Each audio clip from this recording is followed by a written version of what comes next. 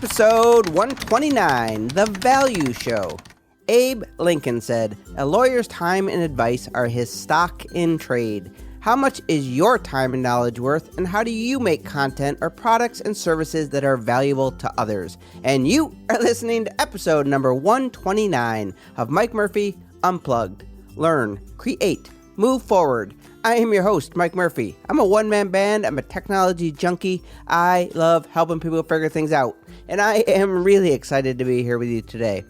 The goal of Mike Murphy Unplugged, it is to help you learn what you need to know in order to create online content so you can move forward in business and in life. So in episode number 128, the Podfest show, I stated that one of my takeaways was acknowledging that I often undervalue my skills and talents, meaning I either give too much of my time and knowledge away for free, or I do not charge enough relative to the quality of service I provide. In short, what's obvious to me is not so obvious to others, and I need to remind myself of that and be compensated for the years of studying and hard work and practice that I have put in to be the best that I can. In today's episode number 129, what is the definition of value? What is value-based or perceived value, and how do you figure out how much your time is worth? In other words, how do you make a living creating impactful and valuable content and have raging fans and or happy clients? Sounds good, right? So today is as much of an exercise for me as it is for you, but I'm going to share my process, which started with looking up the meaning of value. And then I'm going to provide you with practical tips for how I am figuring out the financial side of value, how much my time is worth, versus the value that I bring to others, how to impact others and make people happy. So what does the word value mean? Value is a complicated word in that it has a lot of different meanings. And one thing though that is for certain is that nothing has a fixed value. Have you ever heard the phrase, "one man's junk is another man's treasure"? Well, things might have fixed price tags, but value is in the eyes of the beholder, aka the market, and it is ever changing. So value is usually defined in terms of economics or ethics. In economic terms, value is the amount of money that can be received for something. What is the maximum amount of money that you are willing to pay for a good or a service? And remember, there is no set value and value fluctuates. Example, world currency, or your house or your property goes up and down in value according to the market. The value of your car goes down as soon as you drive it off the lot. But if you kept it in a garage for 50 years, it'll go up in value when it becomes a collector's item. Value in ethical terms, or core values, how useful or important something is to you. I bet if you looked around your home, you would say that your things have value. But more than likely, your personal possessions have psychological or sentimental value more than monetary value. Your photographs and your family heirlooms have sentimental value and high degrees of importance. Ethics, or core values, and beliefs, they are important to how you live and have tremendous value to most people. Think of brands and businesses you love, and most likely it is because they align with your core beliefs, such as honesty, fairness, fun, kindness, trustworthiness, and we want to do business or associate with people and businesses we deem valuable. Now, let's look at perceived value, or value-based marketing. How do we create things that are valuable to others? Value is this buzzword online. Everybody is always talking about creating value. Podcasters and content creators are supposed to over-deliver on value to their audience. What does that mean? This sounds wonderful, but guess what? You do not determine what is valuable. Your customers, your clients, or your audience do.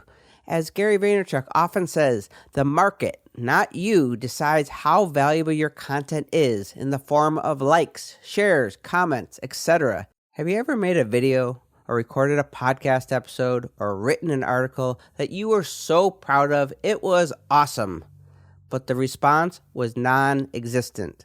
I have been there many times, and yeah, it is not fun. Or on the opposite, when you hit publish on something that you're kind of embarrassed at, something you considered subpar work, and everyone seemed to love it. You can create great stuff, but ultimately, the market does decide. There are 4 types of value associated with value-based marketing.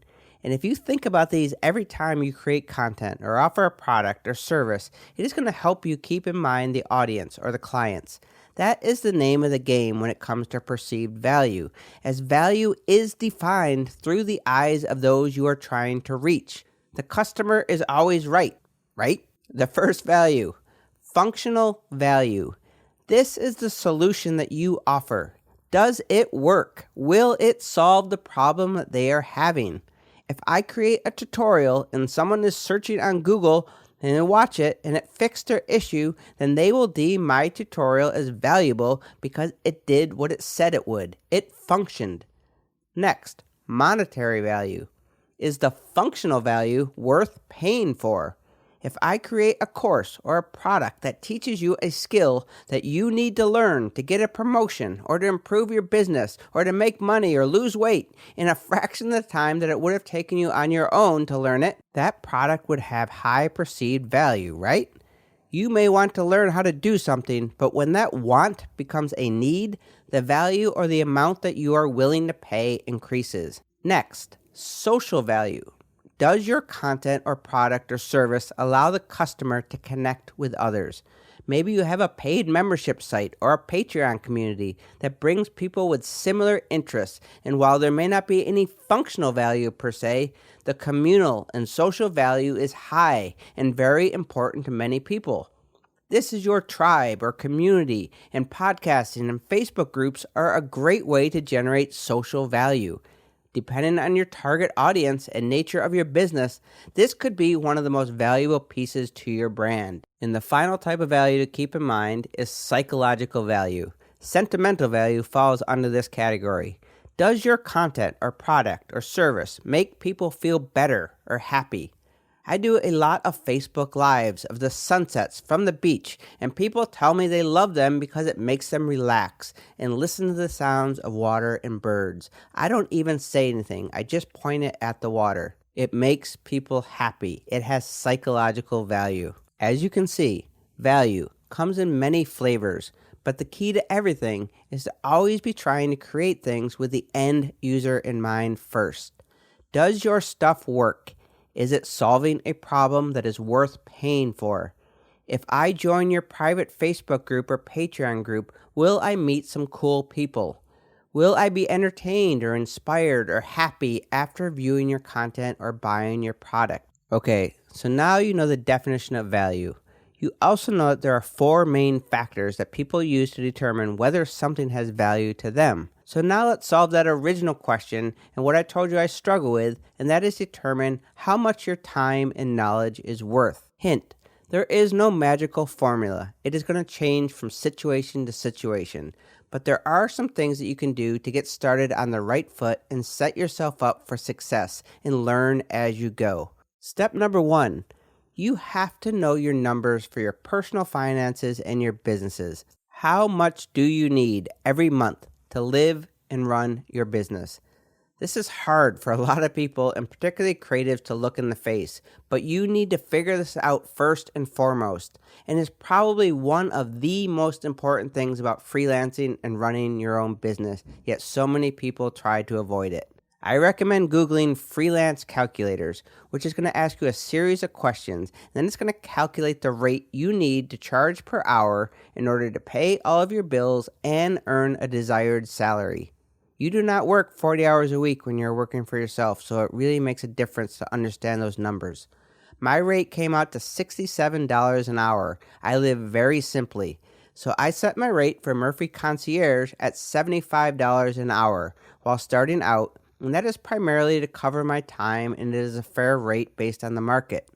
I charge a higher rate for consulting services because people are willing to pay a premium for me to share my knowledge and insights and give them advice that is going to help them move forward in business and in life. This is a good starting point in determining how much your time is worth by knowing that you need to create a product or service that people are willing to pay for in order for you to cover your expenses and generate a profit for yourself. Step number 2, the better and more skilled you get at whatever it is that you offer, the more valuable your time and knowledge is worth.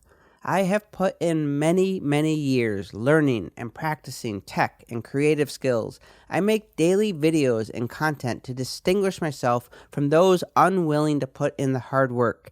And just like Honest Abe, my stock in trade is rising in proportion to how many people are seeking my time and knowledge. It is because I'm getting better and more knowledgeable. And the last step, number 3, this is something that I'm working really hard at, and that is making your story and your message really clear as to who you are, what you do, and how your content or product or services can do for those who consume it.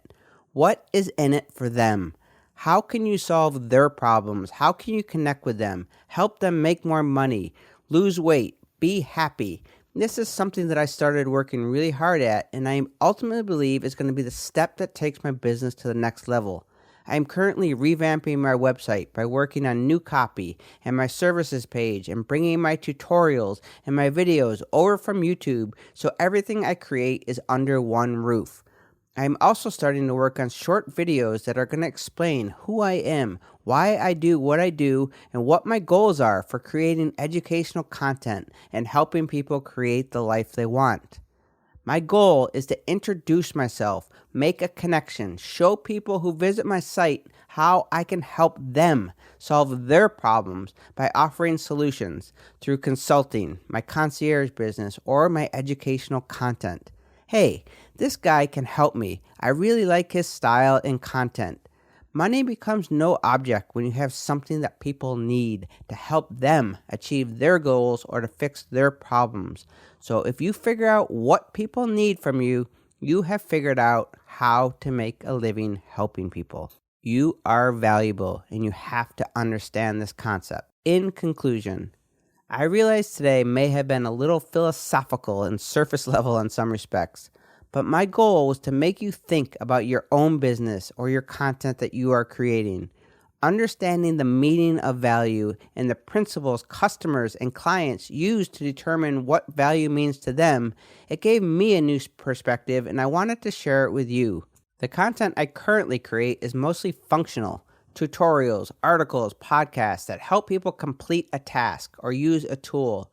Some of my content is also psychological, and that I try to make things with a positive and motivational message and entertaining so people can enjoy the animations, the music, or the views of the beach. I have followers and people who regularly comment and engage with me and subscribers to this podcast, so I do have social elements. As for the monetary value, this is where I need to step up my efforts, making functional content that people are willing to pay for.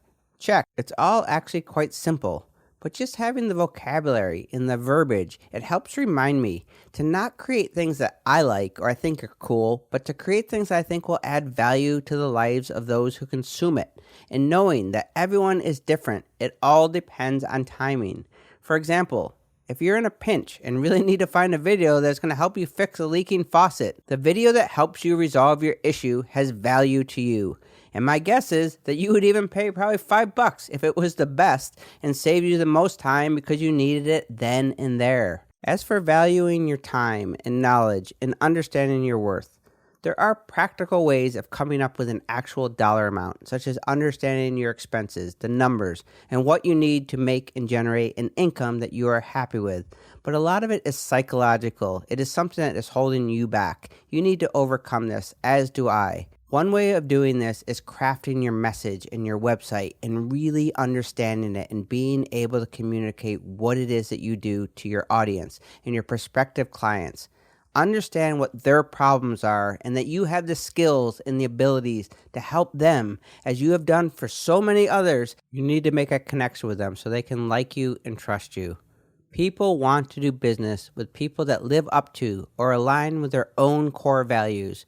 So if you can make that connection and give them the results that they need, then you are extremely valuable to them. You are a premium service. People will pay for premium. You owe it to them and you owe it to yourself. What I'm discovering is that it is mostly trial and error and gut. I struggle with this because I don't like working in gray areas. I like concrete. But now I understand the nuances of value. There is no one-size-fits-all to the pricing and charging what you are worth, but you have to stop making it about you and start making it about how what you do can change or transform the situation or the lives of others. Then you will gain the confidence to raise your rates and make a good living with happy clients. If you have questions, comments, feedback, I would absolutely love to hear from you. Please email me, mike@mikemurphy.co. You can find the show notes for today at mikemurphy.co/EP129. And I thank you for joining me today. I hope you join my one-man band. And together, we can learn, create, and move forward. Cheers.